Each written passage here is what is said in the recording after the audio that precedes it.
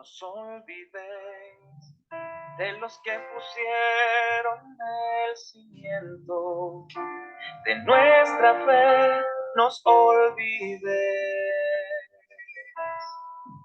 porque el Dios que les guió en el pasado es el mismo Dios de amor que nos guía hasta hoy y nos llevará hasta la salvación.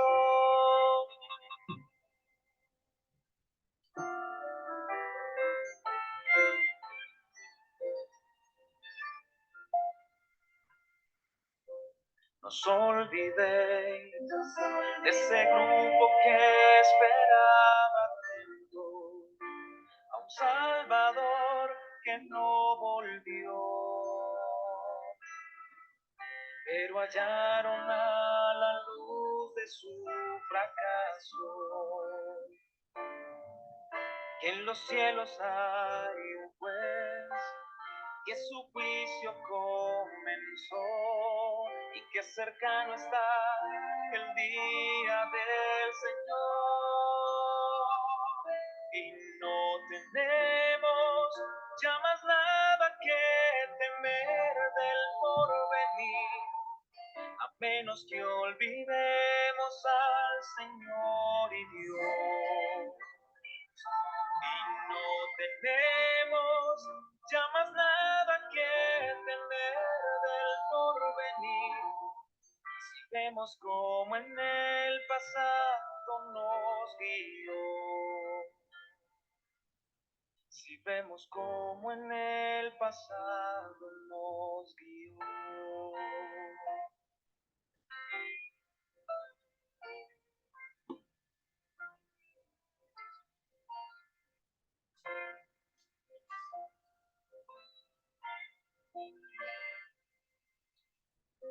Oh pueblo fiel, para esta hora ya has venido.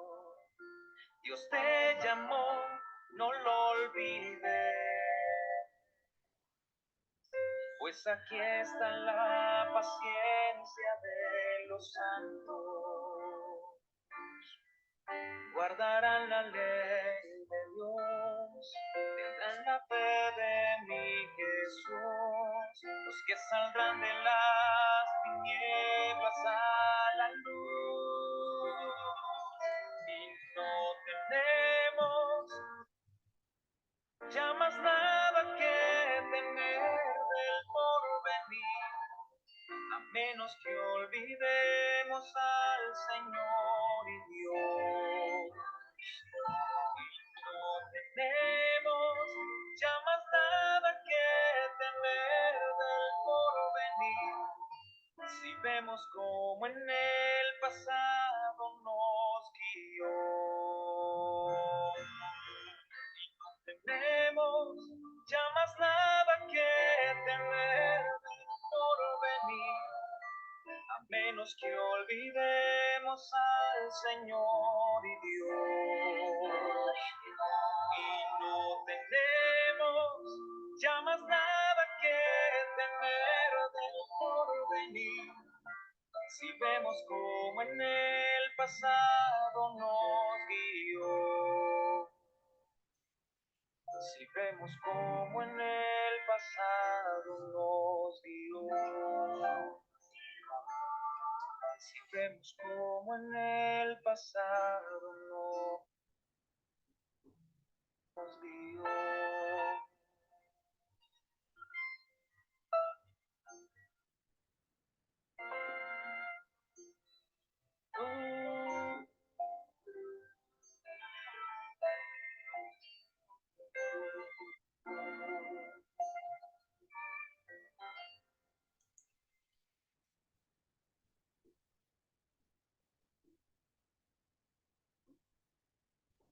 No os olvidéis, ese es nuestro lema en estos. Estamos terminando esta serie, hermanos. Hoy ya estamos en el día después del 22 de octubre y estamos terminando esta serie hoy.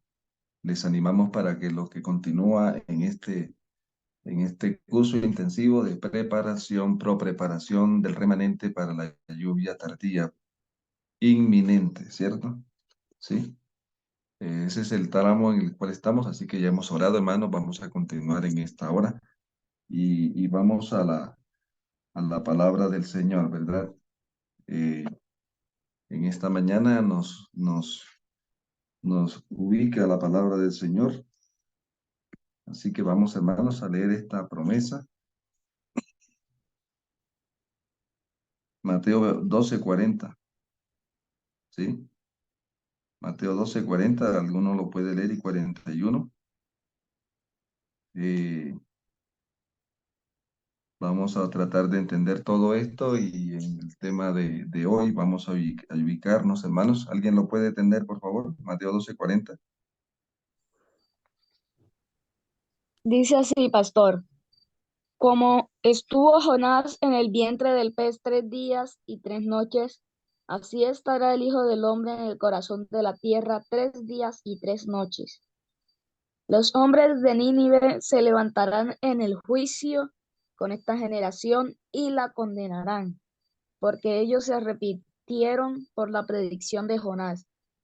Y en este lugar hay alguien que es más que Jonás.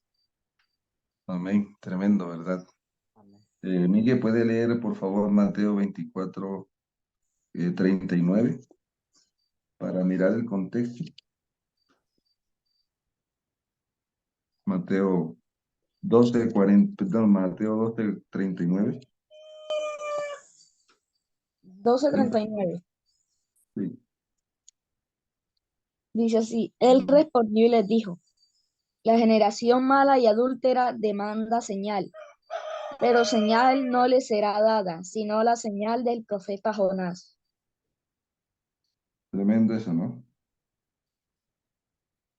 Eh, bueno, miren que comienza en el 38, ¿no? El contexto inicia en el verso 38. ¿Puede leerlo, hermano Miguelito? Entonces respondieron algunos de los escribas y de los fariseos diciendo, Maestro, decíamos ver de ti una señal. Ahí sí lo llamaron maestro, ¿no? Los sinvergüenzas estos, ¿cierto? Que habían cedido y ahora como querían algo, como es el hipócrita, ¿no? Cuando quiere algo se vuelve amigable, ¿no? Mientras tanto es tu enemigo, ¿sí? Y el Señor les dijo, ¿verdad? De una generación mala y adúltera, demanda señal. Pero para esa generación mala y adúltera, ¿qué es lo que hay? La señal del profeta Jonás. O sea que aquí el Señor continúa, hermanos, en su ministerio, introduciendo el ministerio de Jonás.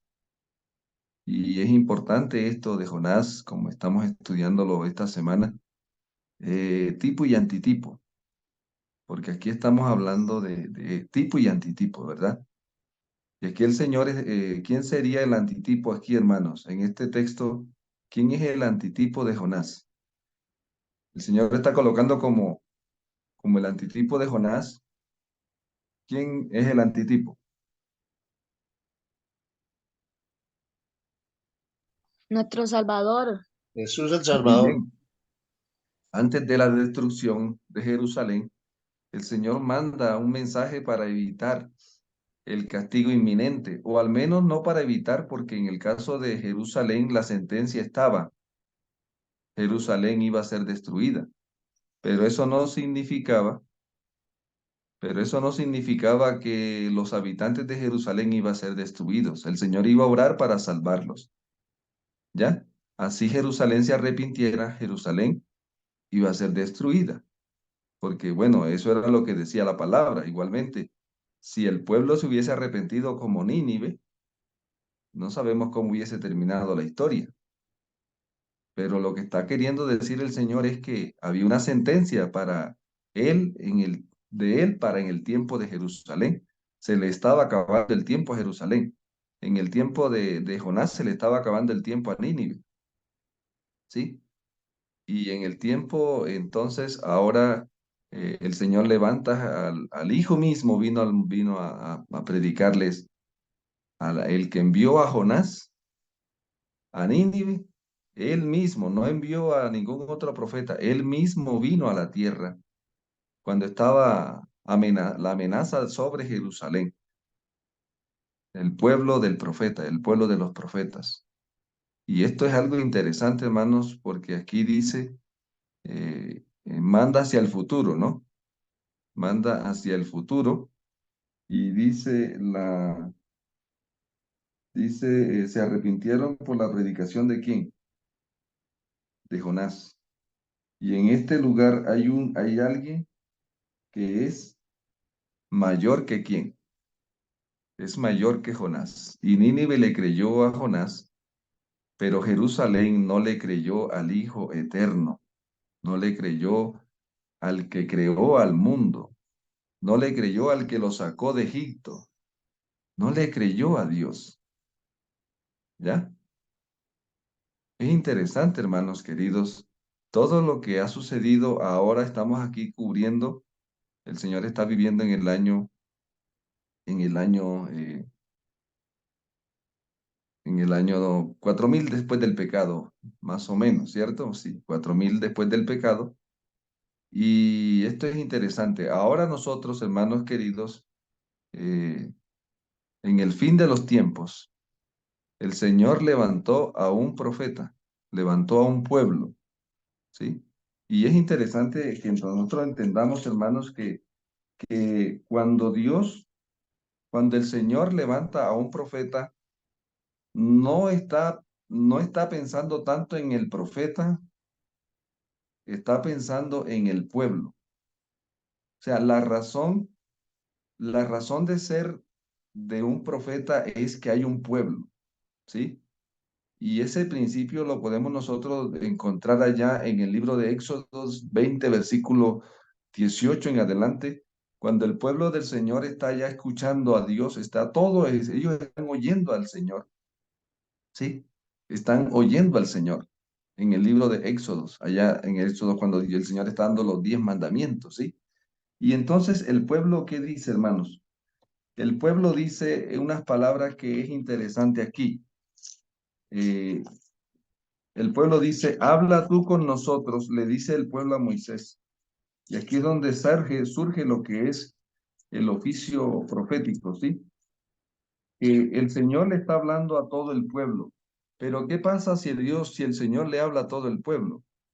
Miren lo que dice la palabra del Señor, que ellos estaban, ¿ya? El monte humeaba, todos estaban espantados. Verso 18. Se mantuvieron a distancia y le dijeron a Moisés, háblanos tú, ¿sí? Háblanos tú, que no, eh, que no nos hable quién, Elohim, no sea que nosotros que muramos.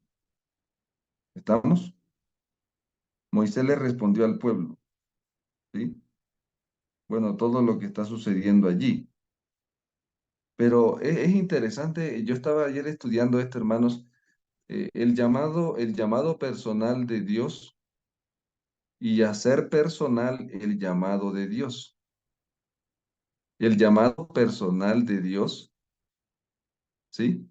El Señor quería aquí estaba llamando, haciendo un llamado personal a todo el pueblo de Israel, pero el pueblo no soporta el llamado de Dios, no soporta la voz de Dios, ¿cierto?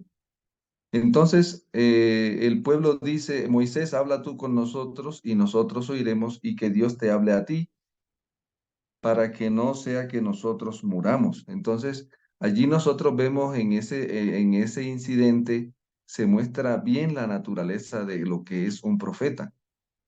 No está pensando el Señor cuando levanta un profeta en el profeta tanto como está pensando en el pueblo. Dice, porque no hará nada el Señor sin que revele a quién su secreto a sus siervos los profetas. ¿Sí? El Señor está pensando en el pueblo. ¿Y por qué levanta un profeta? Porque tiene un pueblo. Porque Él quisiera hablarle a través al mundo entero. Pero si él hablara directamente, el mundo no soportaría la voz de Dios. El Señor levanta a un profeta para que le hable al pueblo remanente. Y ahora el Señor levanta al pueblo remanente para que el pueblo remanente le hable al mundo. Ese es el conducto regular que nosotros podemos ver en esto. ¿Estamos? Vamos a mirar, hermanos queridos, esto conectado con Apocalipsis. Apocalipsis capítulo 11, versículo, Apocalipsis 10:11, ¿sí? Cuando habla de la misión final, cuando habla de la misión final, del remanente final, ¿cómo la introduce el Señor? ¿Sí? ¿Qué dice? Apocalipsis 10:11 dice así, pastor. Él me dijo, es necesario que profetices otra vez sobre muchos pueblos, naciones y lenguas. Entonces, ese profeta que se levanta en el fin del tiempo es el pueblo del Señor. O sea, el pueblo del Señor es el pueblo,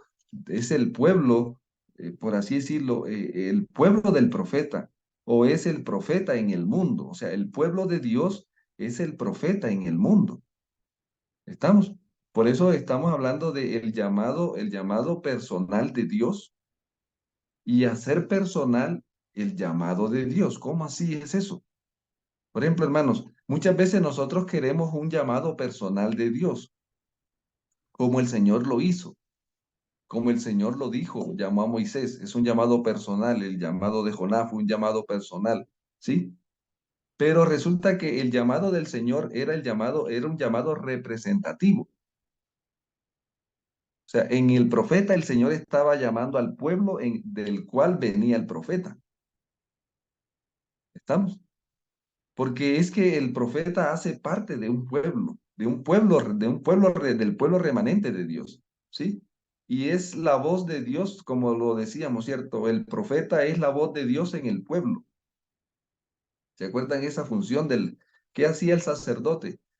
Representaba al pueblo delante de Dios, ¿sí? El sacerdote representaba al pueblo delante de Dios. ¿Y qué hacía el profeta?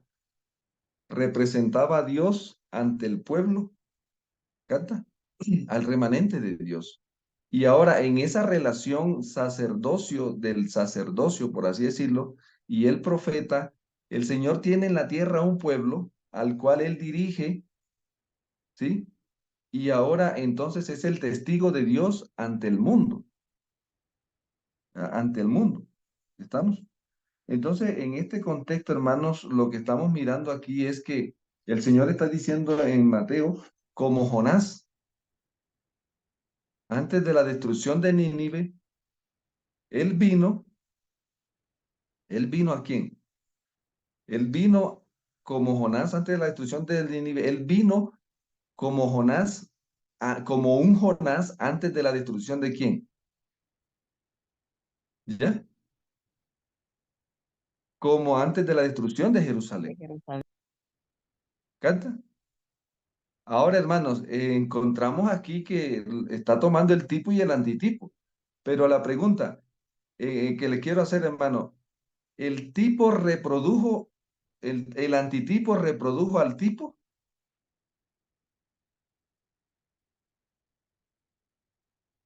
No, ¿verdad que no? Porque nuestro Señor no salió huyendo, ¿cierto que no?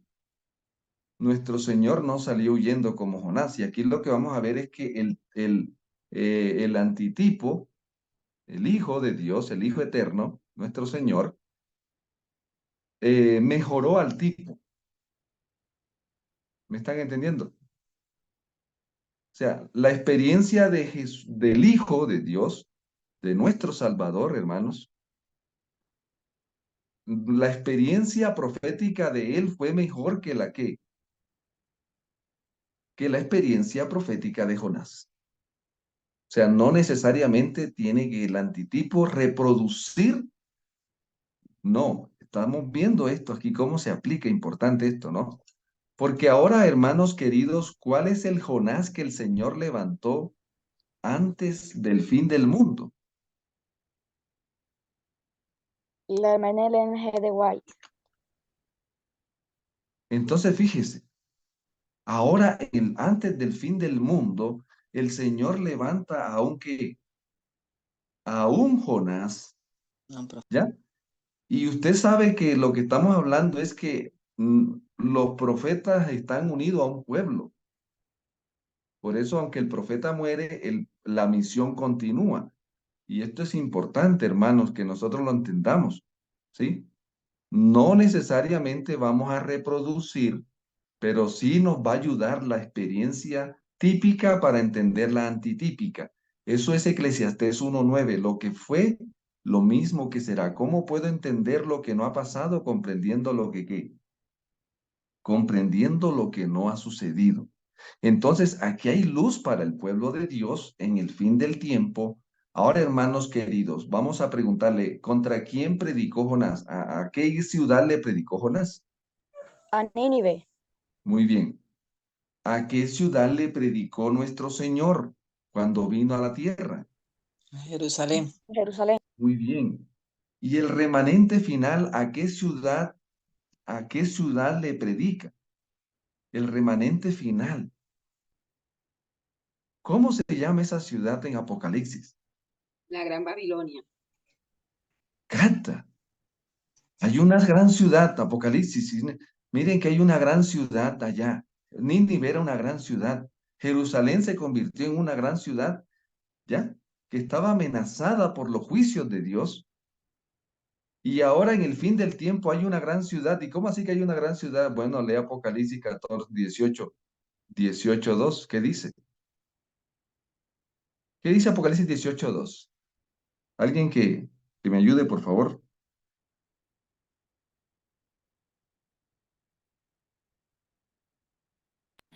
Ha caído, clamó con voz potente, diciendo, ha caído la gran Babilonia.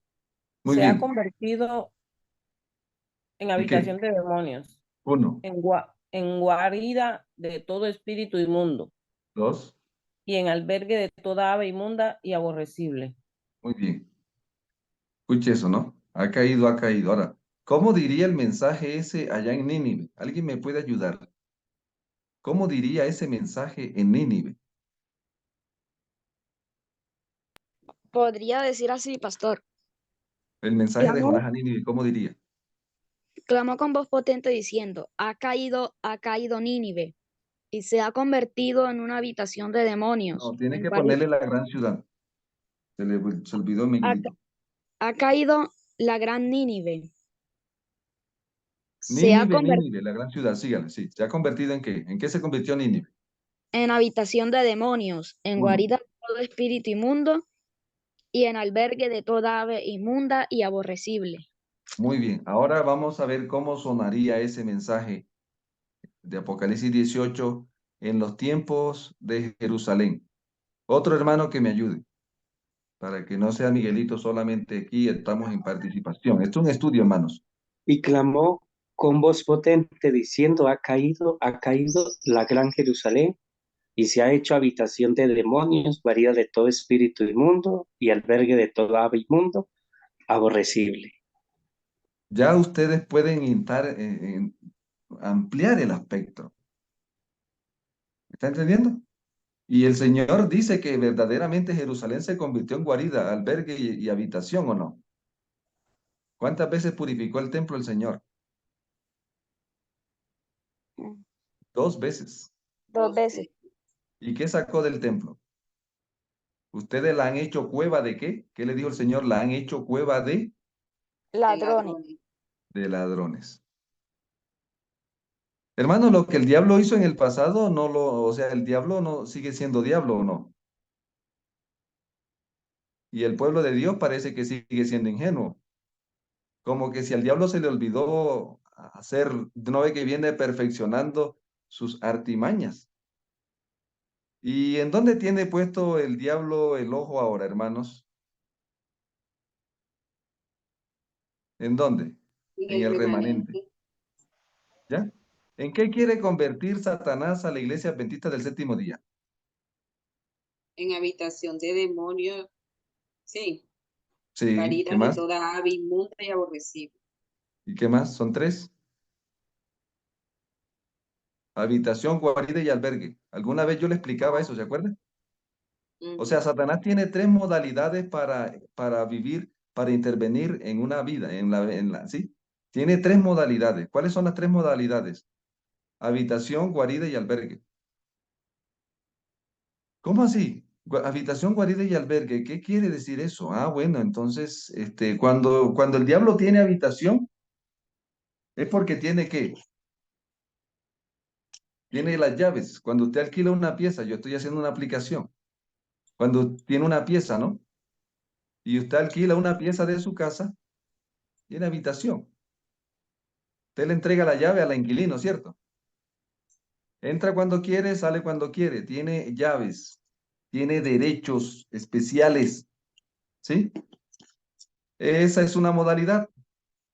En algunas vidas, Satanás tiene habitación, tiene derecho, porque la persona le entregó el derecho a que el diablo entre y salga cuando se le da la gana. ¿Ya? La segunda modalidad, habitación, la guarida. Es otra modalidad. De pronto, no, el diablo no, yo no quiero nada que ver con el diablo. Entonces el diablo dice, no, aquí me toca hacer una guarida. ¿Y qué es una guarida? Una guarida es un lugar donde, o Entradita. sea, las cosas están allí, pero usted no sabe. Por ejemplo, puede tener usted en su casa una guarida de ratón, ¿sí o no? Sí, Y no se da cuenta que tiene una guarida de ratón. O una guarida de gatos, que son los que normalmente se camuflan por allá, ¿verdad? Y usted cree que en la casa todo anda bien y resulta que cuando se dio cuenta tenía una guarida, ¿ya? Entonces esa es otra modalidad. La persona le tiene miedo al diablo, entonces dice uno, aquí me toca camuflarme, para que tener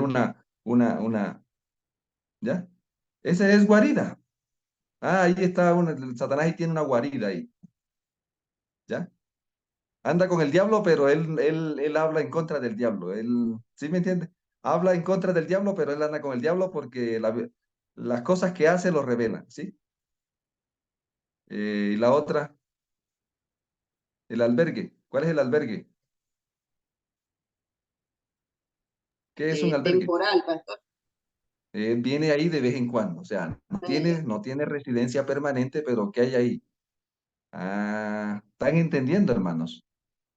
Habitación, guarida y albergue. Entonces Satanás trabajó para convertir a Nínive en una habitación, guarida y albergue. Trabajó para convertir a una ¿qué? A Jerusalén en el tiempo de la primera venida en una habitación, guarida y albergue. Y ahora está trabajando, hermanos, en este fin del tiempo para que el mundo entero sea convertido en habitación, guarida y albergue de demonios, de aves inmundas y aborrecibles. ¿Estamos entendiendo? Y él lo que quiere es, en cierta manera, meterse con el pueblo de Dios. Y aquí lo que vamos a mirar, hermanos, es que dice el Señor, en este caso, lo que dice Lucas, lo que dice Mateo, ¿verdad? Lo que leímos, ¿sí? Esta generación y la condenarán porque ellos se arrepintieron por la predicación de Jonás, ¿sí? Y en este lugar hay alguien más que Jonás, está hablando de Jerusalén. Pero en este tiempo, noten hermanos que ahora el mensaje, el mensajero, es necesario que profetices otra vez sobre quién, sobre una ciudad. ¿Qué dice Apocalipsis 10:11? Ya lo leímos. La misión profética del remanente final, el Señor nos puso sobre qué, hermanos, sobre Nínive, sobre Jerusalén, sobre quién estamos profetizando como pueblo remanente en el fin del tiempo.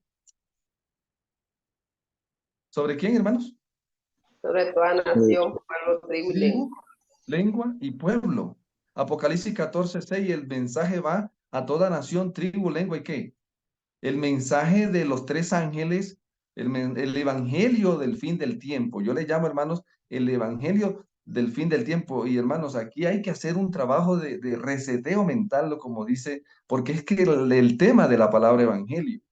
¿Sí? O sea, hermano, Dios siempre tiene un pueblo para que anuncie lo que Él ha hecho al mundo, lo que Él está haciendo y lo que Él va a hacer. Escuche esto, el Señor quiere que el mundo sepa lo que Él ha hecho por su pueblo y por el mundo, lo que Él está haciendo por su pueblo y por el mundo, y lo que Él va a hacer por su pueblo y por el mundo. A través de su pueblo, el Señor obra en el mundo pasado, presente y futuro.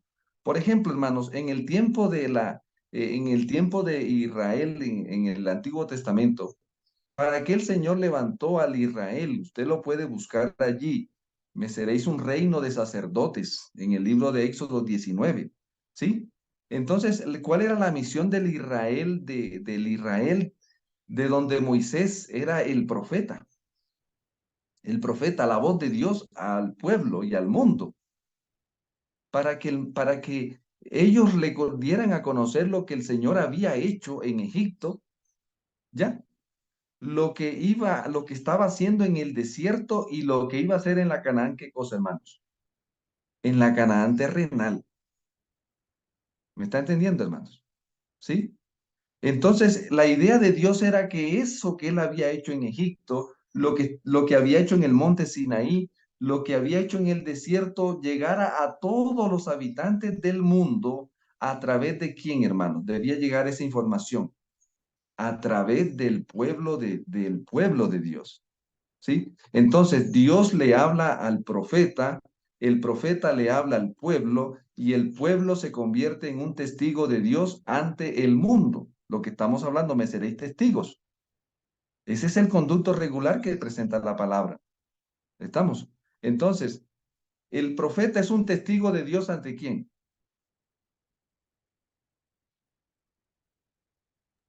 Ante el ¿Ante pueblo, quién? Ante el pueblo. Y el pueblo es un testigo de Dios ante quién. ante el mundo.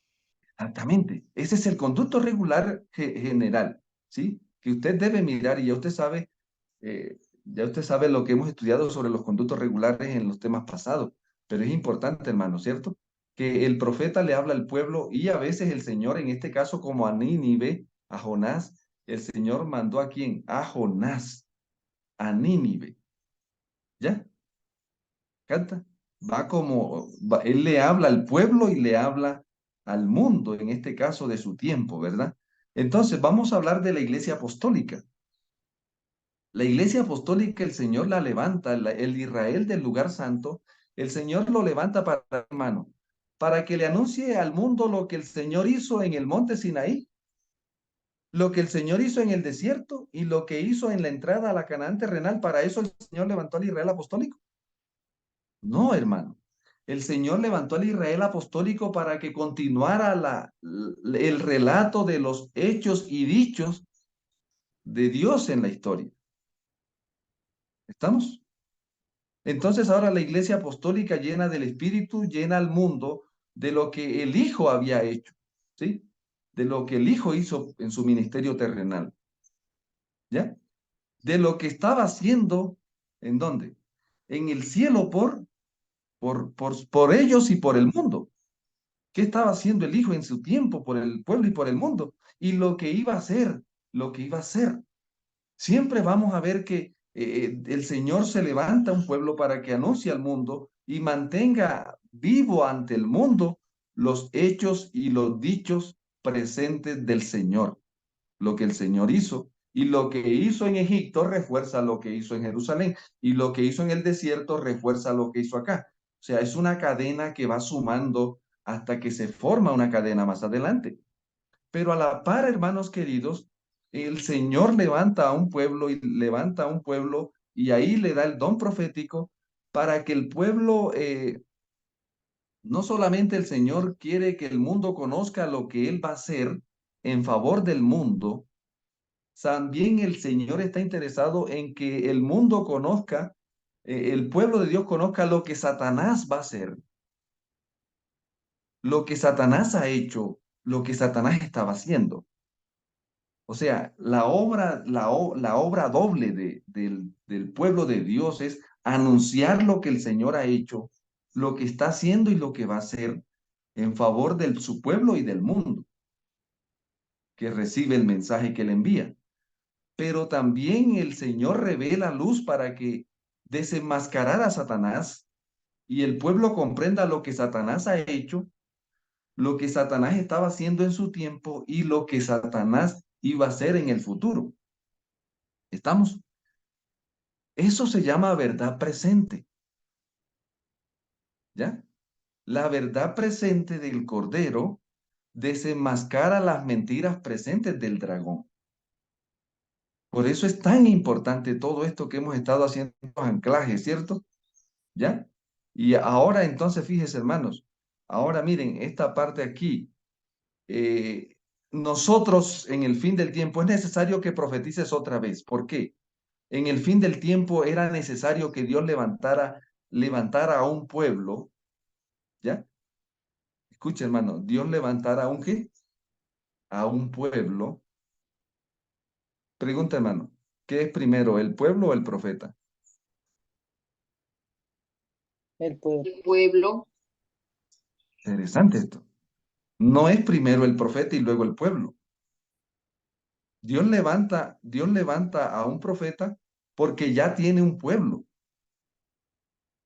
¿Me está entendiendo? No levanta a un profeta para levantar a un pueblo. Levanta el profeta por causa del pueblo, pastor. Perfecto. El interés del Señor es el pueblo y el mundo. Por eso es que muchas veces las personas en este mundo no entienden esto del ministerio profético porque creen que es un asunto del profeta. Ah, que es porque se cree que sí. No, hermanos, es que Dios está interesado eso en su pueblo y está interesado en el mundo, que escoge del pueblo a alguien para que reciba mensajes especiales, para que le hable al pueblo y que el pueblo le hable al mundo. Eso es otra cosa. Entonces, en el fin del tiempo, el Señor levanta a un pueblo para que anuncie qué cosa, hermanos. Para que anuncie el evangelio eterno, lo que el Señor ha hecho. Vamos a leer el mensaje del primer ángel, hermanos. ¿Alguien me lo puede ayudar? El 14:6, el 14:7. Apocalipsis 14:7. Alguien lo lea, por favor. El anuncio del primer ángel. ¿Qué está anunciando? Escucha, hermanos. El primer ángel, ¿qué anuncia? Dice, decía a gran voz, temed a Dios y darle gloria, porque la hora de su juicio ha llegado. Adorad a aquel que Entonces, ¿qué hizo es el lo que está cielo, anunciando, hermana? ¿Qué es lo que está anunciando el primer ángel?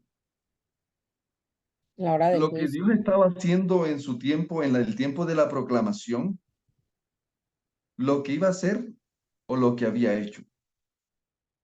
¿Qué está anunciando el primer ángel? Algo que Dios había hecho, algo que ya hizo, algo que estaba haciendo o algo que iba a hacer. ¿Quién me puede ayudar con esa respuesta? Algo que iba a hacer, pastor. Perfecto. Es que el mismo mensaje lo dice o no.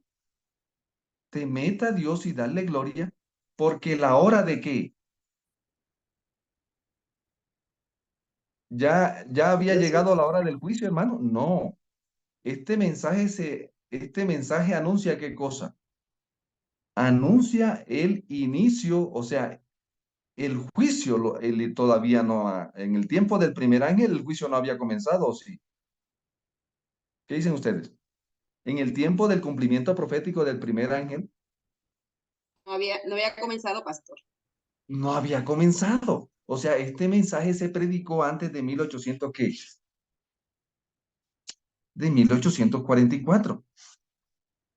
Porque con este mensaje el Señor preparó al mundo acerca de lo que iba a ser. ¿Cantan, hermanos? Es importante esto. Ahora, hoy en el año 2023, el juicio está que termina. Entonces, ¿qué es lo que está próximo? Los siervos del Señor suenan la trompeta y ¿cómo dice ahora? ¿Cómo dice ahora el mensaje del primer ángel?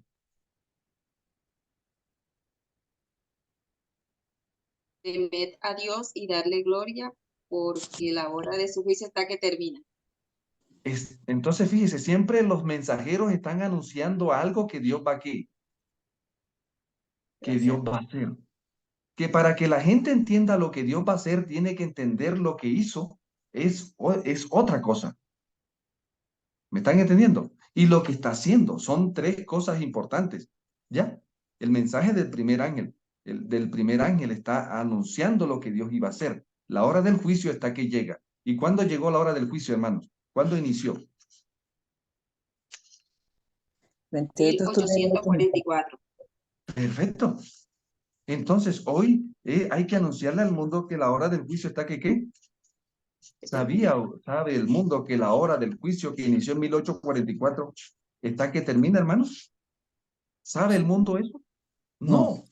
Por eso se llama Evangelio eterno, porque es la revelación que el Señor había prometido, la había prometido en Apocalipsis, pero que ahora en el cumplimiento, o sea, nosotros no estamos, estamos hablando del cumplimiento de esa profecía. El Evangelio eterno ya no es una profecía, era una profecía para Juan, para nosotros es una, ¿qué cosa, hermanos? Es una realidad. Entonces, la pregunta, vamos a leer nada más el mensaje del tercer ángel, porque aquí está el denuncio. El mensaje del tercer ángel trae un denuncio. Miren entonces, ¿dónde está centrado el mensaje del tercer ángel? Léalo, por favor. Y el tercer ángel le siguió diciendo a gran voz, si alguno adora a la bestia, si él adora a la bestia y a su imagen y recibe la marca en su frente o en su mano, él también beberá del vino de la ira de Dios, que ha sido vaciado puro en el cáliz de su ira, y Muy será bien. atormentado. Pregunta, este denuncio, aquí hay un denuncio, porque los siervos de Dios anuncian y denuncian. Este denuncio está denunciando aquí lo que Satanás había hecho, algo que Satanás había hecho, lo que Satanás estaba haciendo o lo que Satanás iba a hacer en el fin del tiempo. ¿Qué cree usted? Que iba a El ser, denuncio. pastor. ¿Cómo? Lo que iba a ser. ¿Dónde está el énfasis del mensaje del tercer ángel en Apocalipsis? La profecía, ¿no? La profecía del mensaje del tercer ángel. En lo que iba a ser el Señor. Adora. Por Adorar. ejemplo, porque la bestia en el tiempo de los pioneros, ¿cómo estaba la bestia, hermano?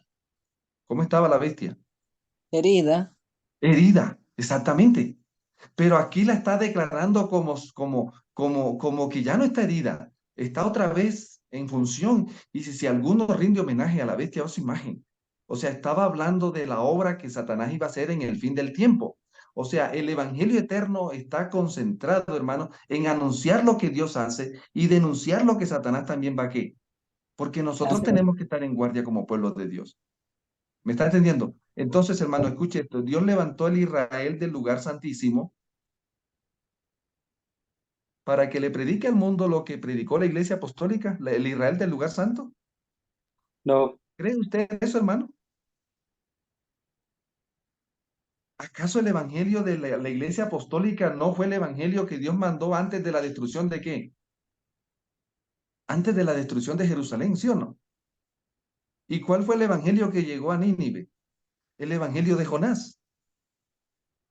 El evangelio de Jonás, las buenas nuevas de Jonás, llegaron a Nínive antes de la destrucción de Nínive. Nínive se arrepiente, no es destruida. ¿Ya? Jerusalén no se arrepiente. ¿Y qué pasa? ¿Ya? Si no se arrepiente, será destruido. Jerusalén es destruida.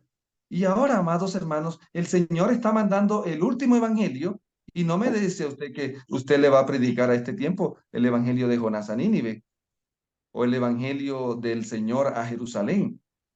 Que esos evangelios, que ese mensaje se convierte en una riqueza para que nosotros entendamos lo que el Señor está haciendo ahora a nivel global, es algo diferente. ¿Me está entendiendo, hermano? Lo que quiero decir es que el Señor no nos levantó a nosotros para que le digamos al mundo que Jesús vino, que Él murió, que Él resucitó, porque eso es lo que el Señor había hecho. El Señor nos levantó a decirle al mundo lo que Él estaba haciendo y lo que Él va a hacer en el fin del tiempo. Eso es lo que el mundo no sabe.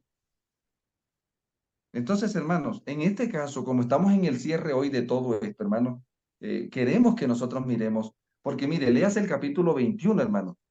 Y aquí dice claramente que el evangelio eterno no lo predicó Pablo, no lo predicó Juan, no lo predicaron los reformadores.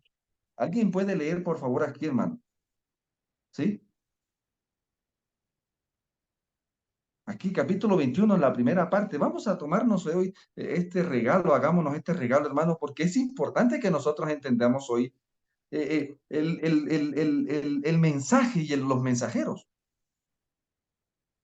¿Qué dice? Capítulo 21, hermano. Aquí al comienzo dice el mismo mensaje, ¿sí? Vamos a leer el capítulo 1, ahí dice, comienza con el personaje del primer ángel. Conflicto de los siglos, ¿quién lo tiene, hermana?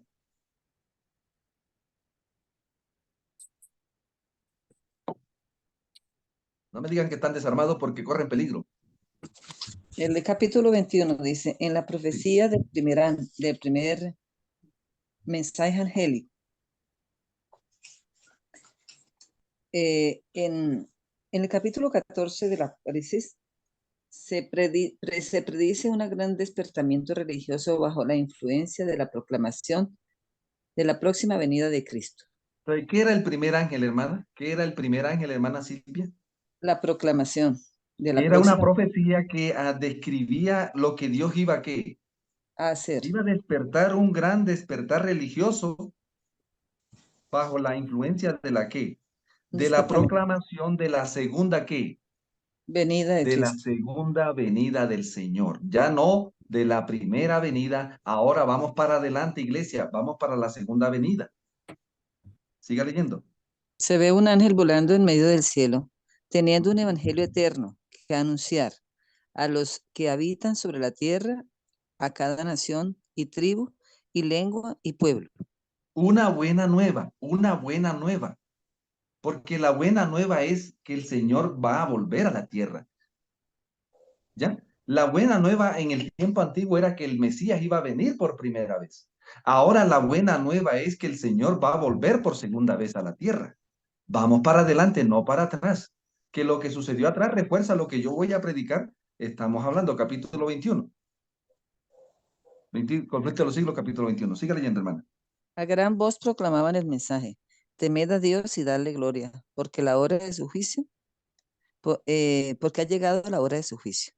Y Ajá, adorad siga. al que hizo el cielo y la tierra, el mar y la fuente de las aguas. Este despertamiento religioso tenía que suceder antes de ¿Cuándo comenzaba el juicio? En 1844. ¿Cuándo se iba a despertar este gran movimiento? Tenía que ser antes, porque entonces, Antes, para que anunciara la cercanía del juicio. Siga leyendo, hermano. la proclamación del juicio, sí. Dice, las circunstancias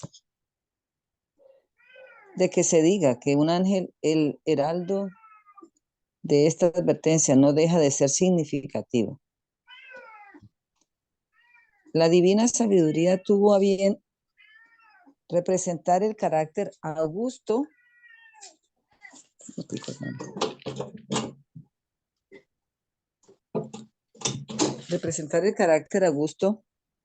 de la obra que el mensaje debía cumplir y el poder y gloria que debían acompañarlo. Por la Amén. Qué pureza. bonito. ¿Por qué lo representa? ¿Por qué lo presenta como un ángel? Porque aquí está diciéndolo, mira, aquí lo está explicándonos el Señor en la visión del gran conflicto. ¿Listo? Qué bello, sí, dice, por la pureza, la gloria y el poder del mensajero celestial. Tremendo los planes que Dios tiene, hermanos. Siguen vigentes todavía. Todavía. Siga leyendo, hermana Silvia. Sí, porque la hora no ha terminado. Y el vuelo del ángel en medio del cielo, la gran voz con la que iba a dar la amonestación y su promulgación a todos los habitantes de la tierra, a cada nación y tribu y lengua y pueblo. Evidencian la rapidez y extensión universal del movimiento. A gran voz y abuelo, ¿qué significa? Rapidez y extensión universal. Rapidez y extensión. Hay que hacer las cosas como rápida. Rápido. ¿Ya? Siga leyendo, hermana. Sígale. Sí, señor. El mismo mensaje revela el tiempo en que ese movimiento debe realizarse. Escuche, el mismo mensaje revela ese movimiento, ese despertar religioso. ¿En qué tiempo? Siga leyendo. Se dice que forma parte del Evangelio eterno y que anuncia el principio del juicio. El inicio, anuncia el inicio del juicio. Siga leyendo. El mensaje de salvación ha sido predicado por todos los siglos. Mensaje es parte del Evangelio que solo podía ser proclamado en los últimos días. O sea que el Evangelio eterno no lo predicaron los apóstoles. El Evangelio eterno era una profecía que el Señor la cumplió en el tiempo de su cumplimiento, valga la redundancia. El mensaje de salvación todo el tiempo ha habido mensajes de salvación, pero este evangelio, el de Apocalipsis 14, es un mensaje que estaba guardado para el tiempo del cumplimiento de eventos. Siga leyendo, hermana Silvia. Sí, señor. Pues solo entonces podía ser verdad que la hora del juicio había llegado. Las profecías presentan una sucesión de acontecimientos que llevan al comienzo del juicio. Esto es particularmente cierto del libro de Daniel, pero la parte de su profecía que se refería a los últimos días, debía Daniel cerrarla y sellarla hasta el tiempo del fin. Ahí está. Entonces, el evangelio eterno es cuando se le quita el sello a las profecías de quién. Ese mensaje que estaba sellado y que ahora se le quita el sello para que el pueblo de Dios y el mundo a través del pueblo de Dios lo comprenda. Siga leyendo. Un mensaje relativo al juicio basado en el cumplimiento de estas profecías no podía ser proclamado antes de que llegara aquel tiempo. Pero el tiempo del fin, dice el profeta, muchos correrán aquí para allá y la ciencia aumentará. No es la ciencia tecnológica, hermanos, es la ciencia del estudio de la Biblia. Siga que aquí lo aclara. Sí, el apóstol Pablo advierte a la iglesia que no debía esperar la venida de Cristo en el tiempo de él. Ajá. Ese día dijo, no puede venir sin que haya venido primero la apostasía. Uh-huh.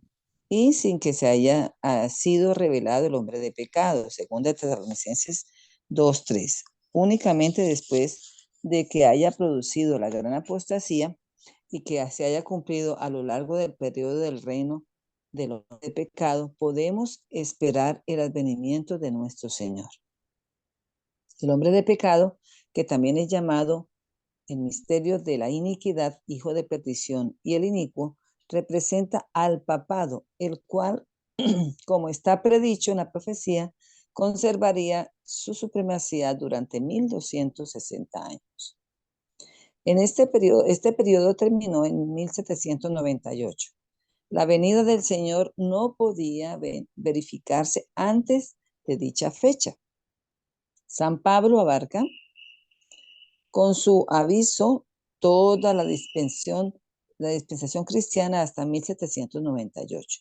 Solo después de esta debía ser proclamado el evangelio de la segunda venida de Cristo. Entonces, ¿cuál es el evangelio eterno, hermana?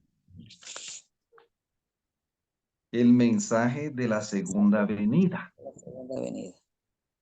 Aquí está claro, ¿no? Uh-huh. Y en ese tiempo el Señor reveló ese mensaje de una manera clara. Mira, aquí lo dice, siga leyendo, porque es que esto está clarito en el libro. Dice, semejante mensaje no se predicó en los siglos pasados. Escucha, hermano, No escuche. se predicó en los siglos pasados. San Pablo, como hemos visto, no lo predicó. Ajá. Predijo a sus hermanos la venida de Cristo para un porvenir muy lejano. Los reformadores no lo proclamaron tampoco. Martín Lutero fijó la fecha del juicio para cerca de 300 años después de su época. Pero desde 1798 el libro de Daniel ha sido desellado. Las ciencias de las profecías han aumentado y muchos han proclamado el solemne mensaje del juicio cercano. Entonces, fíjese aquí cómo termina. Mire, así como en el caso de la gran reforma del siglo XVI, el movimiento adventista surgió simultáneamente en diferentes países, porque vas a profetizar sobre muchas naciones, tierras, pueblos, ¿sí o no? A toda nación, tribu, lengua, tanto en Europa como en América, hubo hombres de fe y oración que se fueron inducidos a estudiar las profecías y que al estudiar la palabra inspirada hallaron pruebas convincentes de que el fin de todas las cosas era inminente. En diferentes países habían grupos aislados de creyentes que con el solo estudio de las escrituras llegaron a creer que el advenimiento del Señor estaba cerca. Y aquí comienza el ministerio en 1821, el ministerio de José Wolf. Entonces, amados hermanos, escuche esto. En ese tiempo de ese cumplimiento, el Señor levanta, ¿qué cosa? Al Jonás antitípico, cuando verdaderamente el fin del mundo estaba aquí, hermanos. Entonces Dios manda el mensaje de los ¿qué? De los 3 ángeles. De los 3 ángeles. ¿Ya? ¿Y qué es el mensaje de los tres ángeles, hermanos? Es todo esto que hemos estado estudiando ayer, esta luz que fue dando Dios de una manera especial, avanzada para el pueblo que va a predicarle al mundo. Es lo que Entonces, anuncia, Pastor, ¿cómo, el hermano? mensaje de los tres ángeles es el mensaje que anuncia la venida de Cristo en tres formas, o sea, con tres ingredientes esenciales para el pueblo de Dios y para el mundo. Con una plataforma, ¿sí? Es una Entonces, plataforma. lo que quiero resaltar, hermano, es que el hermano cree que el mensaje del primer ángel era una profecía en Apocalipsis 14:6, pero usted tiene que leerla aquí en dónde, en el conflicto de los siglos, como una profecía cumplida. Aquí se amplió, mire cómo se amplió el primer ángel aquí en este libro. O sea, aquí estaba la profecía y aquí está el cumplimiento profético. ¿Estamos entendiendo, hermano? Ahora, entonces, noten, esta experiencia nos va a ayudar para que nosotros, hermanos, nos ubiquemos. Porque Jonás es un tipo, nosotros tenemos que proclamar contra quién dijimos, hermano, contra la gran Babilonia. El mensaje de Apocalipsis 18. ¿Canta? Pero el hermano no sabe ni qué es Babilonia y ese es otro problema. Que estemos hoy aquí, tenemos que Jonás, o sea, al menos Jonás sabía lo que iba a decir o no. Jonás tenía claro lo que le iba a decir o no. Sí, el tema es que los Jonases de hoy no tenemos claro lo que el Señor le ha mandado a decir a la gran Babilonia. Ha caído, ¿ya? Entonces luego dice, el mensaje sigue más fuerte porque viene, parece ser que lo que pasó, el mundo no se va a arrepentir, ¿ya? Entonces mire lo que dice Apocalipsis 18:5. El pueblo no, del mundo no se arrepiente. ¿Y qué pasa con Apocalipsis 18:5? ¿Qué dice? Una voz vino del cielo que decía, Salga de Babilonia, pueblo mío, porque para que no salir, participen de sus es como si pecados, Nínive no se hubiese que. arrepentido. Entonces, como no se arrepintió Nínive, los pocos que creyeron salgan de ahí, porque esto lo que viene es candela, lo que va a ser destrucción. Lo que pasó en Jerusalén, ¿qué hizo el Señor en Jerusalén? Sacó de Jerusalén a los pocos fieles que creyeron en el mensaje. ¿Ya? Y ahora en el fin del tiempo el Señor nos va a sacar, hermanos queridos, igual como lo prometió y como lo ha hecho. Por eso nos alumbra el presente y el qué, el pasado, ¿verdad? Entonces, hermano, miren, aquí hay claro esto, parte importante. Tenemos aquí al Jonás antitípico, pero no estamos condenados a repetir la historia. Pero miren lo que está pasando. Y yo quisiera terminar, hermanos, ¿por qué? Porque miren, vi que dice aquí, mire, en el libro este de Primeros Escritos, el capítulo se llama A la pequeña Grey. Si alguno lo tiene a la mano, me puede ayudar. Mire, otra vez me apareció los sufrimientos del paciente Jesús. Estoy leyendo en la página 74, el párrafo quinto, ¿sí? Dice, también vi la conducta de quienes, diciendo ser discípulos de él, prefieren guardar sus bienes terrenales en vez de auxiliar la causa de la salvación. El ángel preguntó, ¿pueden estos estar en el cielo? ¿Pueden estos entrar en el cielo? Otro ángel respondió, no, no, nunca, nunca, nunca. Quienes Quienes no no hagan... hayan, ¿Ah? quienes no hayan mostrado interés por la causa de Dios en la tierra, no podrán jamás cantar en el cielo el himno del amor redentor. Ahí está, síganme. Vi que la obra que Dios estaba haciendo rápidamente en la tierra iba pronto a ser abreviada en justicia y que los mensajeros deben correr velozmente en busca de las ovejas descarriadas. Un ángel dijo, ¿son todos mensajeros? Otro contestó, no, no, los mensajeros de Dios tienen un mensaje. Y mire lo que sigue. Aquí Vi, aparecen los antitípicos. Díganlo. vi que la causa de Dios ha sido estorbada y deshonrada por algunos que viajaban sin mensaje de Dios. Escuche, ¿cómo dice? Vi Vi que la causa de Dios ha sido estorbada y deshonrada por algunos que viajaban sin mensaje de Dios. ¿Cuál mensaje? El mensaje de la verdad presente. Síguele. Estos tendrán que dar cuenta de todo dinero gastado en viajar donde no tenían obligación de ir. porque ese dinero podría haber ayudado a hacer progresar la causa de Dios, y por la falta del alimento espiritual que pudieron haberles dado los mensajeros escogidos y llamados por Dios, hubo almas que murieron de inanición. Vi que aquellos que tenían fuerza, digo, Pregunta, hermana, ¿Jonás gastó para ir a Nínive dinerito? sí.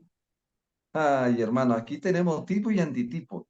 Y yo quisiera terminar hoy en esta jornada, porque es que aquí el 3 en 1, el folleto 3 en 1 habla de la lección y también da una aplicación en el comentario. En el libro comentario dice, al igual que Jonás, los primeros creyentes adventistas del séptimo día de Estados Unidos tenían una visión limitada de la obra misionera. Y yo no creo que los primeros adventistas sean los únicos. A veces nosotros tenemos una visión limitada de lo que el Señor nos ha llamado a hacer en el mundo. El destino del mundo depende del mensaje que tenemos. El destino del mundo depende del mensaje que el Señor dio a la iglesia adventista del séptimo día, hermanos. ¿Acaso no eso es un suficiente? Así como el destino de Nínive dependía del mensaje y de la manera en que ese mensaje era, ¿qué cosa, hermano? Recibido. Así como el destino de Jerusalén dependía del mensaje que el Señor le dio en el tiempo a través de su Hijo a Jerusalén. Ahora el destino del mundo depende de este mensaje y no podemos darnos el lujo de viajar sin mensaje. ¿Ya? Ahora, miren esta visión, hermanos, los que tienen, yo les recomiendo para mí, hermanos, que hay un capítulo que se llama Patriarcas y Profetas, Profetas y Reyes. Yo lo estaba leyendo anoche, pero ustedes deben de leerlo aquí. Para la lección de esta semana habla de Jonás, mire, Nínive, capítulo 22 de Patriarcas y Profetas. La visión del gran conflicto nos alumbra, mire, ¿ya? Fue una señal para las ninivitas. Dice aquí, mire, estoy leyendo en esta parte para que usted se ubique. Dice, Profetas y reyes, pastor. profetas y reyes. Patriarca y Profetas y profeta. reyes. ¿Ya? Como la predicación de Jonás fue una señal para los ninivitas, lo fue para su propia generación. Escuche, hermano. Como la predicación de Jonás fue una señal para los ninivitas, lo fue para su propia generación la predicación de Cristo. Está usando tipo y antitipo. Pero, ¿qué contraste entre los dos en las dos maneras en que fue recibida la palabra, el evangelio? Sin embargo, frente a la indiferencia y al escarnio, el Salvador siguió obrando hasta que hubo cumplido su misión. O sea, aquí está hablando, dice, durante su ministerio terrenal, Cristo se refirió al bien realizado por la predicación de Jonás a Nínive y comparó a los habitantes de aquel centro pagano con el pueblo que profesaba pertenecer a Dios en su época. Escuche, en su época, porque está hablando del Israel del atrio. Aquí dice los hombres de Nínive, dice aquí, en el mundo atareado dominaba por el bullicio y las alteraciones del comercio donde los hombres procuraban obtener todo lo que podían para sí, había venido Cristo, y sobre la confusión su voz como trompeta de Dios se oyó decir, ¿qué aprovechará el hombre si granjeare todo el mundo y perdiere su alma? ¿O qué recompensa dará el hombre por su alma? ¿Alguien me alcanzó ya, hermanos? Esto constituyó, entonces dice aquí, como la predicación de Jonás fue una señal para los ninivitas, lo fue para su la propia generación predicación la predicación de Cristo. de Cristo. Sígale. Pero, ¿qué contraste entre las dos maneras en que fue recibida la palabra? Sin embargo, frente a la indiferencia y el escarnio, el Salvador siguió trabajando hasta que cumplió su misión. Ajá. Esto constituye una lección para los mensajeros que Dios envía hoy. Cuando las Hoy, ciudades entonces fíjate, hoy, hermana, hoy está hablando de cuál Israel. Del Israel del lugar santísimo y del mundo del fin del tiempo, ¿sí? Porque somos los Jonases antitípicos. ¿Sí? Sígale. Esto constituye una lección para los mensajeros que Dios envía hoy.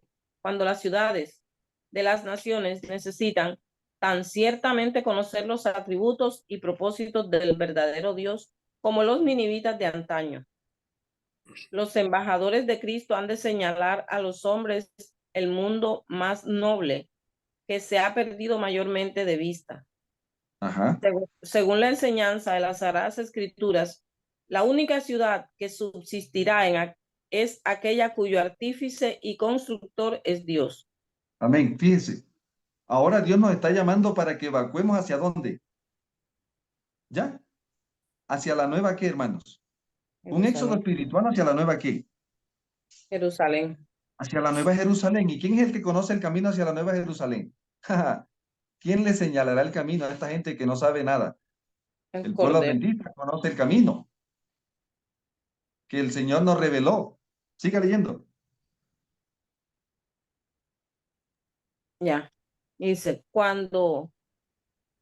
según la enseñanza de la Sagrada Escritura, la única ciudad que subsistirá es aquella cuyo artífice y constructor es Dios. Con el ojo de la fe, el hombre puede contemplar el umbral del cielo, inundado por la gloria del Dios viviente. Mediante sus siervos, el Señor Jesús invita a los hombres a luchar con ambición santificada para obtener la herencia inmortal. Amén. Les insta a hacerse tesoros junto al trono de Dios. Amén. Y mire lo que sigue, hermano. Con rapidez y seguridad se está acumulando una culpabilidad casi universal sobre los habitantes de las ciudades por causa del constante aumento de la impiedad.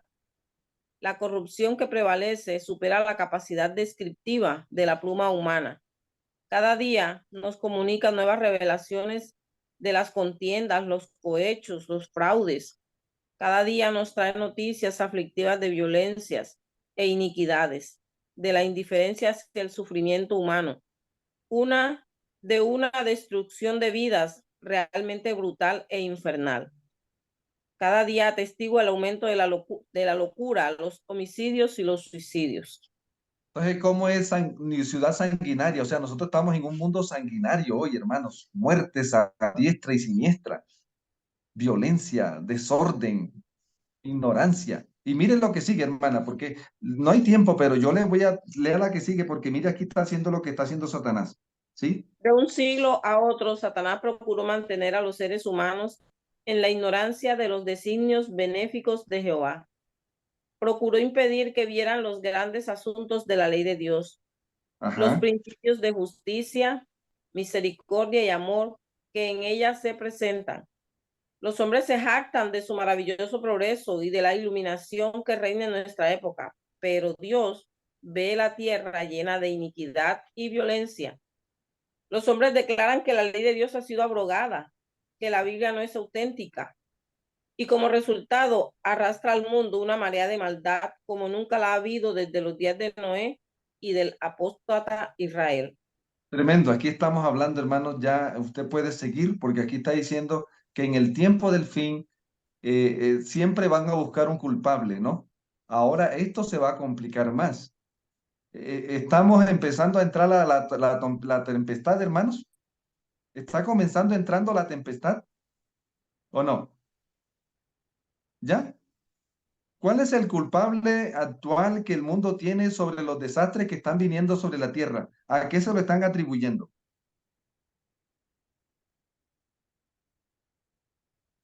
¿A qué le están atribuyendo hoy los desastres? Al cambio climático. ¿Al qué? Al cambio climático. Pero finalmente, ¿a quién le van a echar la culpa? Al pueblo de Dios. A los por no que obedecer no las leyes humanas. colaboren, a los que no colaboren con el tema del qué. Del cambio climático. Bueno, vamos para allá porque esto se está volviendo aquí tipo y antitipo, hermanos. ¿Sí? ¿Qué representa, hermanos? ¿Qué representa la tormenta? La tormenta representa, mis amados hermanos, el gran tiempo de angustia que ya está comenzando, el gran tiempo de angustia previo. ¿Ya? Ahora, hermano, ¿para dónde va Jonás? O sea, ¿cómo está el profeta hoy, hermanos?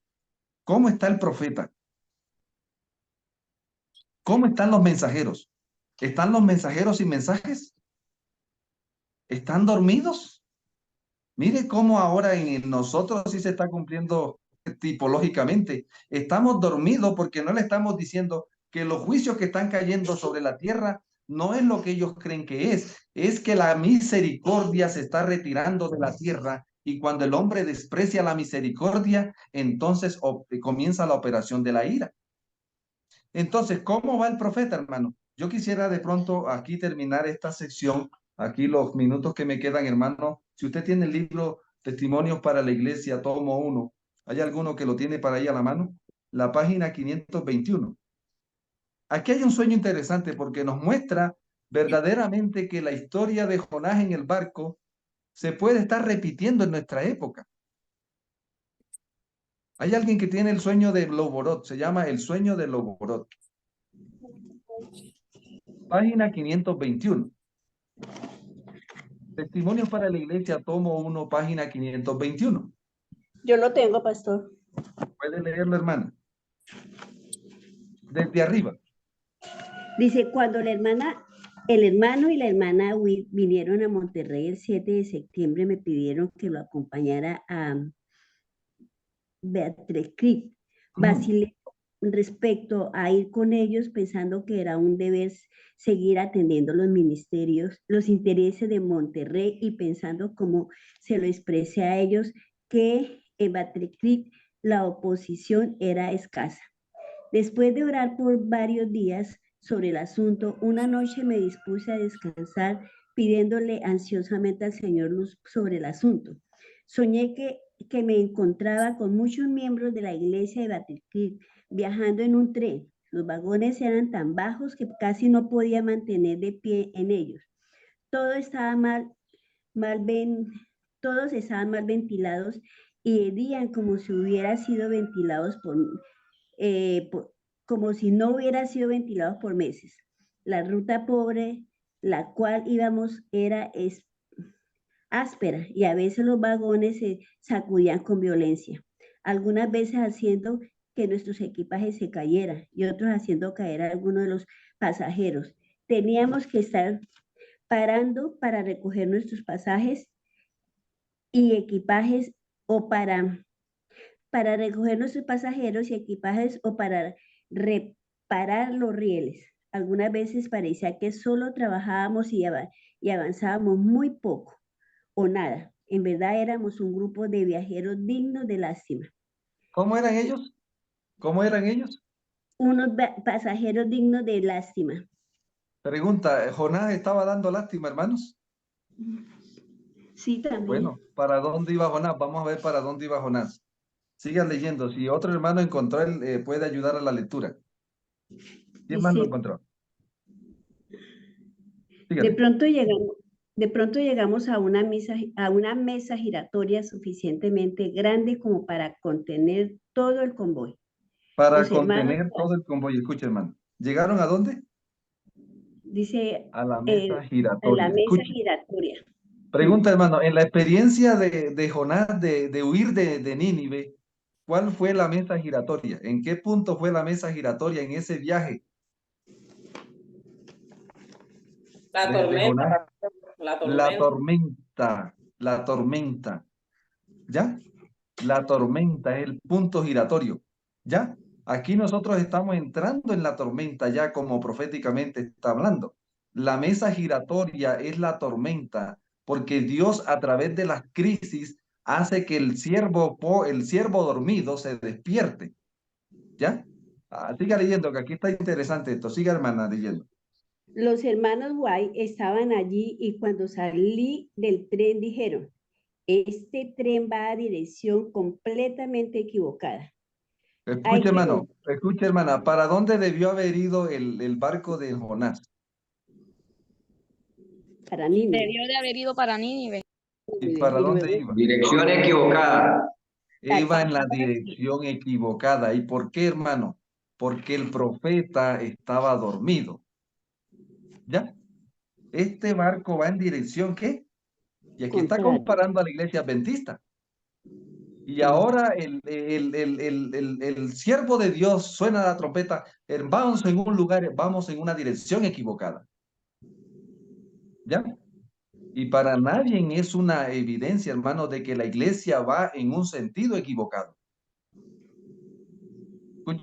Porque este sueño era una visión de la experiencia del pueblo que huye al deber que Dios nos da. Siga leyendo, hermano. Dice, hay que volverlo en sentido contrario.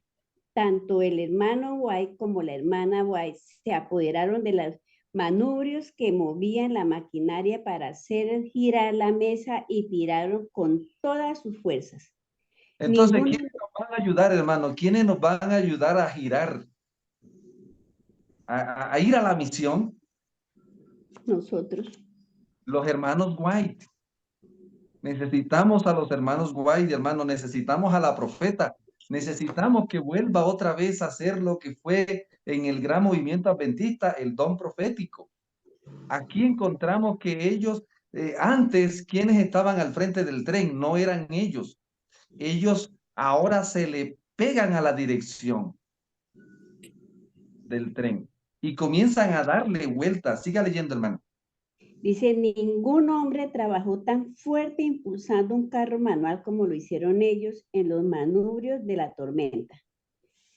Me detuve y observé hasta que vi que el tren empezaba a dar la vuelta. Entonces hablé en alta voz y dije, está moviéndose. Y me uní para ayudarles. Le presté poca atención al tren. Estábamos determinados a llevar a cabo nuestro trabajo de hacer girar la mesa. Cuando habíamos cumplido nuestra tarea, miramos hacia arriba y todo el tren estaba transformado. En vez de los vagones, señor, en vez de los vagones de pasajeros bajos, mal ventilados en los cuales habíamos estado yendo, había vagones amplios, altos, bien ventilados con ventanas grandes y claras, completamente adornadas e iluminadas en una muy espléndida forma, más elegante que ningún hotel o carro Pullman que haya visto. La línea férrea estaba nivelada, suave y firme.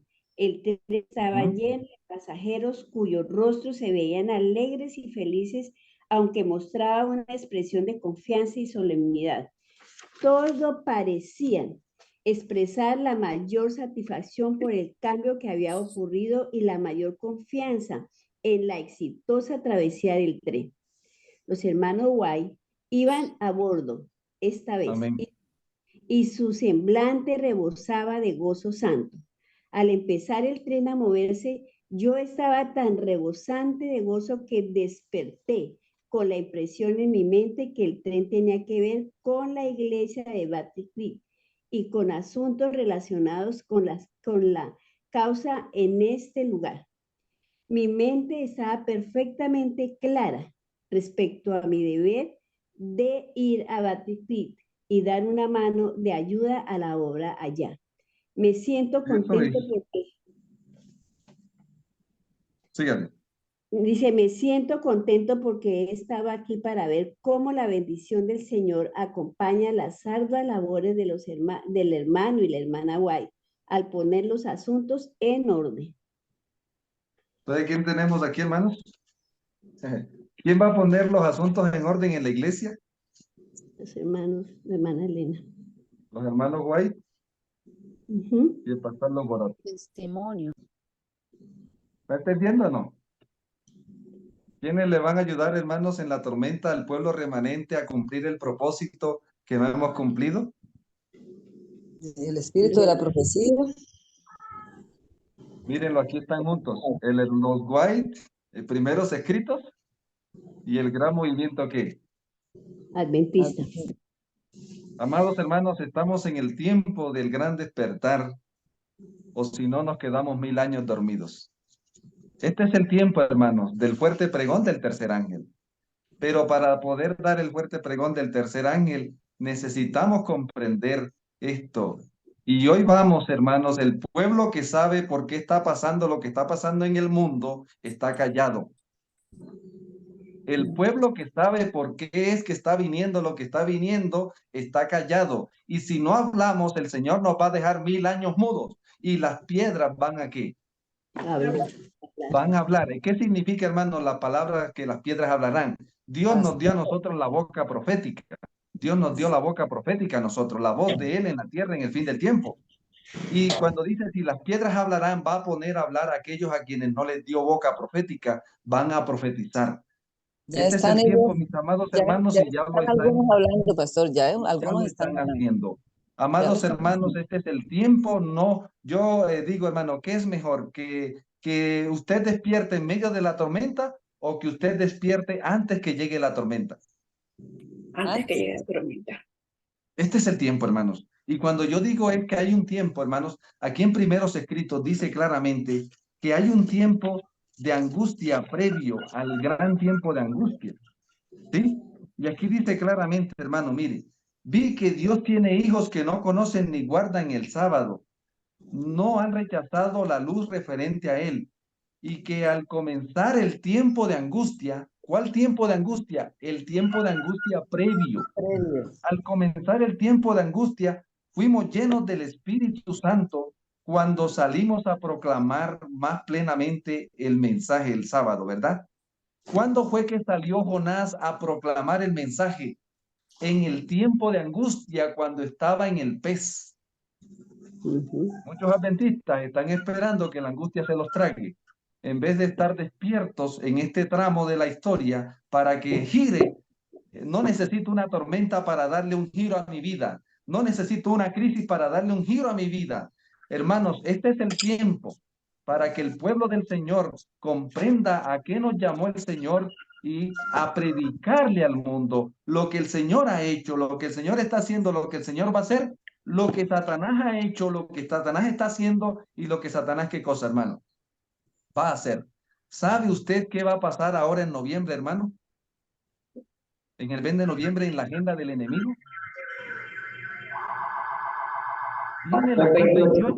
¿Viene la CUT 28 o la CUT 29? 28. ¿Y quiénes van a estar en esa CUT 28, hermano? ¿Qué es eso? Dice un hermano por allá. ¿Y qué es eso? Ay, hermanito querido. Todos los líderes religiosos del mundo. Y también va a ir quién, hermano, los líderes religiosos, los reyes, los 10 reyes de Apocalipsis con la bestia. Esto va a ser apoteósico, hermanos queridos. Este es un tiempo, por eso yo quisiera, hermanos, que no paremos el estudio, que no paremos la oración, porque este es un tiempo, hermanos, para estar despierto y con las antenas bien puestas. El Señor quiere obrar, pero necesita un pueblo despierto. Vamos a orar. Gracias te damos por tu palabra, porque lámpara es a nuestros pies y lumbrera en el camino. Te entregamos nuestras vidas, lo poco que somos y tenemos. Bendícenos, Señor, en esta hora. Dirígenos hoy. Guárdanos hoy. Ayúdanos, Señor, a despertar. Señor, así como el capitán despertó a Jonás, tú que eres el capitán de este barco, ven y despierta, Señor, a los mensajeros que están dormidos. Ven y despierta, Padre Santo, a los que sí sabemos por qué está pasando lo que está pasando en el mundo. Despiértanos, Señor, como lo prometiste en tu promesa eterna de que tú enviarías la lluvia tardía. Oh Padre, sabemos que nos va a tocar predicar el fuerte pregón del tercer ángel en un tiempo de angustia. Te rogamos, Padre Celestial, que nosotros seamos de los que estemos predicando y no de los que necesiten el mensaje. Que seamos los mensajeros. En el nombre de tu eterno Hijo. Amén. Amén.